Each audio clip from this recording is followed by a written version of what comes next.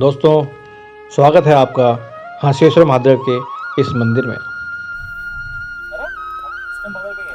दोस्तों, आपने देखा थैलीसैंड के पिछले भाग में हम किस कदर जंगलों से, झरनों से होते हुए थैलीसैंड पहुँचे और थैलीसैंड से हंसुड़ी गांव में। घने बादलों के कारण हमें अपना रास्ता भी साफ दिखाई नहीं दे रहा है। नहीं, रोको नहीं गाड़ी फिर।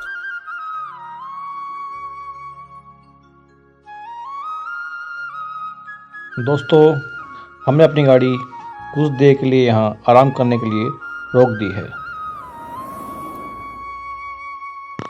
यहाँ की हवा बहुत ही ठंडी और स्वच्छ है।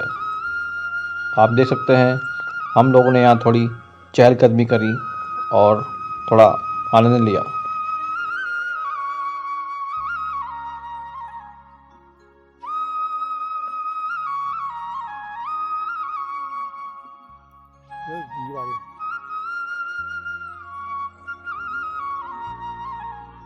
पंद्रह मिनट यहाँ घूमने के बाद हम थोड़ा फ्रेश हो गए और आगे बढ़ने के लिए तैयार हो गए।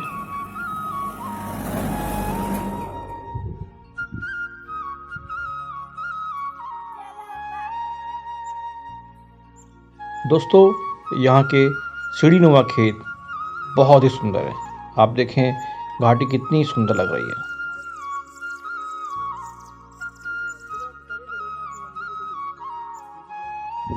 दोस्तों, हम पहुंच गए हंसुड़ी गांव और हमने गांव के ऊपर ही अपनी गाड़ी पार्क कर दी है, क्योंकि इससे आगे रास्ता नहीं है।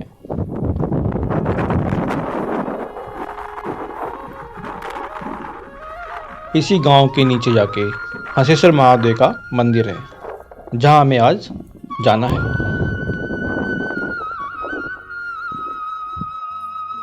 ये मेरा दोस्त वेद प्रकाश है और ये उसकी मम्मी है। हम सुबह उठ के चाय पीने के लिए नीचे आ गए हैं और इनके घर को देख रहे हैं। दोस्तों, इनके घर के बाहर ये जो पेड़ लगे हुए हैं, ये अखरोट के पेड़ हैं और हमने यहाँ अखरोट की दातुन करी। सुबह सुबह यहाँ बहुत ही ठंड होती है।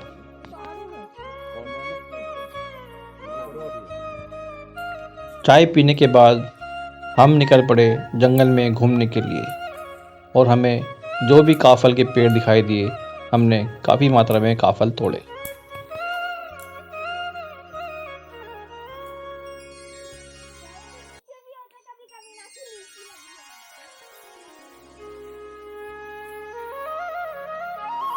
जंगल से लाए हुए काफल का हमने बहुत स्वाद लिया, क्योंकि ये काफल उत्तराखंड में ही मिलते हैं।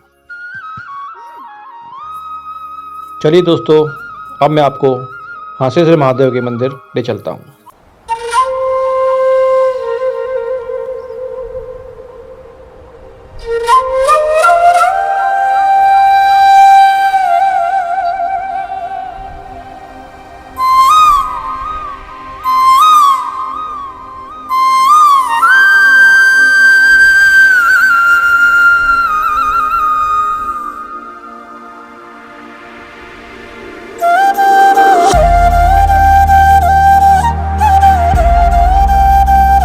दोस्तों, हम पहुंच गए हैं महादेव के इस मंदिर में।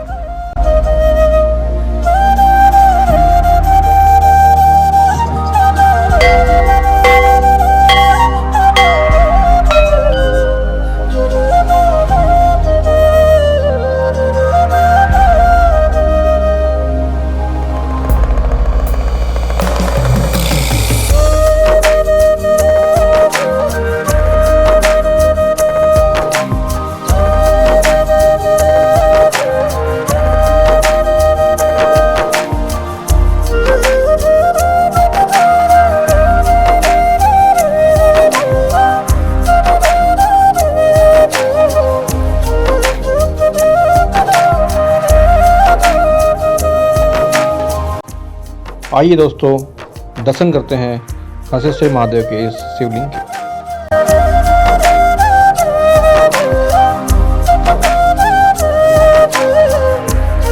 दोस्तों, मैं इस मंदिर में पहले भी कई बार आ चुका हूँ।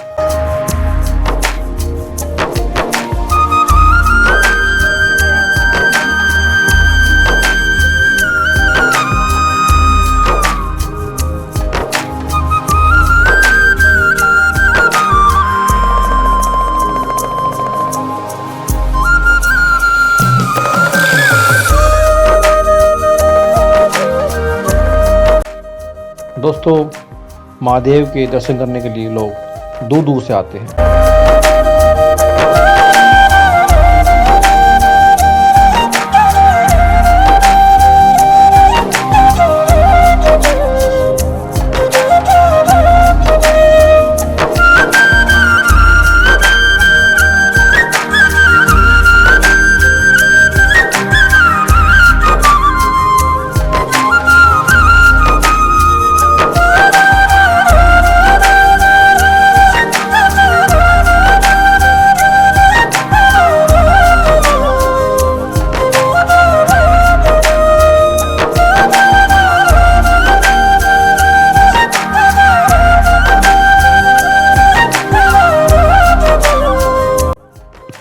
दोस्तों, ये गांव के वो लोग हैं जिन्होंने इस मंदिर के लिए अपना योगदान दिया है।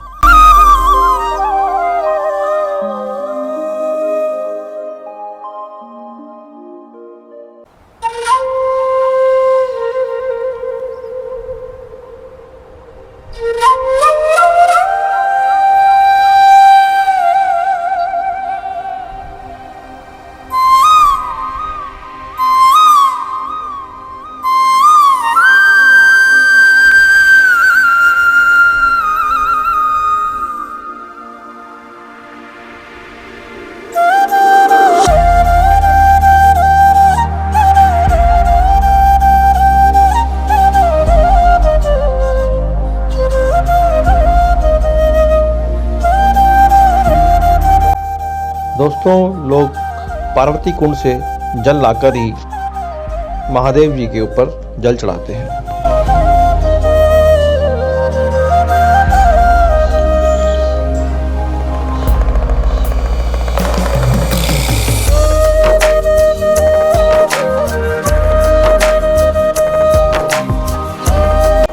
हंसिड़ी गांव के नाम से ही हंसेश्वर महादेव का उदय हुआ। यहाँ पे जो शिवलिंग हुआ वो हंसिड़ी गांव के नाम से हंसेश्वर महादेव प्रसिद्ध हुआ। आई और उनके बाद धीरे धीरे से कई सन्यासी लोग, माई जी भी हैं, भगवती गिरी जी।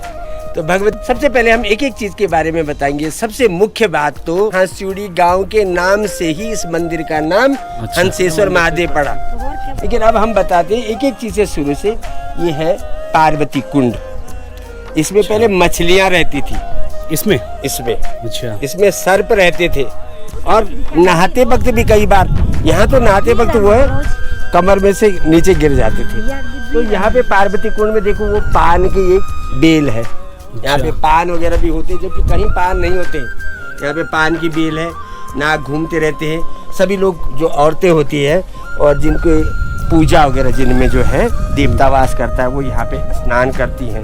स्नान करने के बाद सब इसमें जो है, देखिए वहाँ भेंट वगैरह चढ़ी हुई, अपनी भेंट पार्वती जी के लिए सब करते हैं। इसको पार्वती कुंड भी कहा गया है। अच्छा, इसके बाद मैं बताता हूँ यहाँ पे पुरुषों के लिए जो कुंड, यहाँ जो स्नान गृह है, इसमें दो धाराएं हैं, एक गज धारा और एक सिंह धारा। अच्छा, तो जब पानी का बहाव तेज हो जाता है तो उस समय गज धारा में भी पानी आता है, आप आगे देखिए उसमें।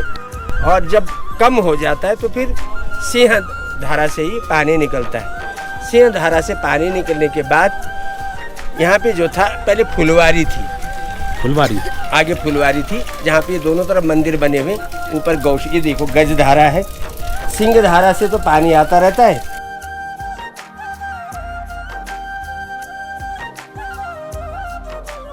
के सहयोग से ये सब कुछ उन्होंने अपना पूरा जीवन, मतलब 100 साल की अवस्था में इनका देवासन हो। इनकी समाधि यही है, इनका शरीर यहीं रखा गया नीचे।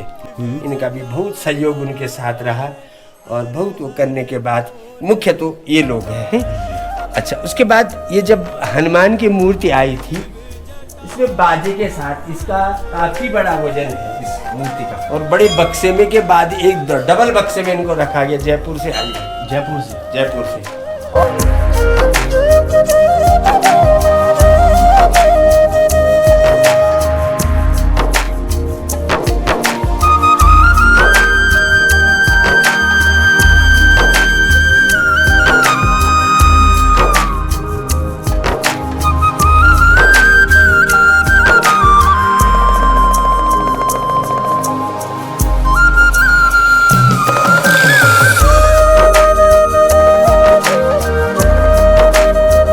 ये जो शिवलिंग है ये आप रूपी है।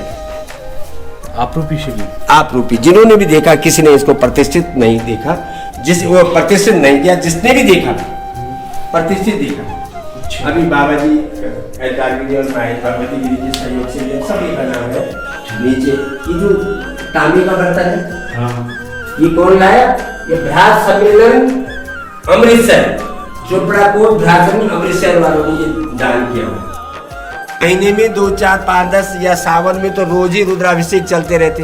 इतना रुद्राभिषेक हो गए हैं कि स्वयं से भी यहाँ उपस्थित है, कर सकता है। पहले यहाँ पे इतनी माइया, इतने बाबा होते थे कि शाम को पूजा में सब लोग, कोई घड़ियाल बजाता था, कोई घंटा बजाता था, कोई आरती पकड़ता था, कोई धूप पकड़ता था। अब एक अकेले माई, अकेले बाबा क्या करेंगे? उसके लिए वो क्या करते हैं, इसका बटन दबा देते हैं।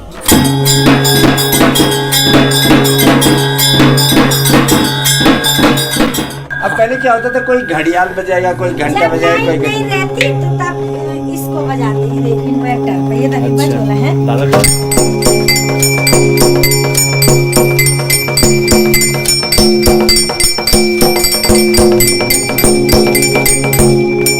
नहीं रहती तब इसको बजाते, जब लाइट रहती तब इसको। इन्वर्टर पे बजाते।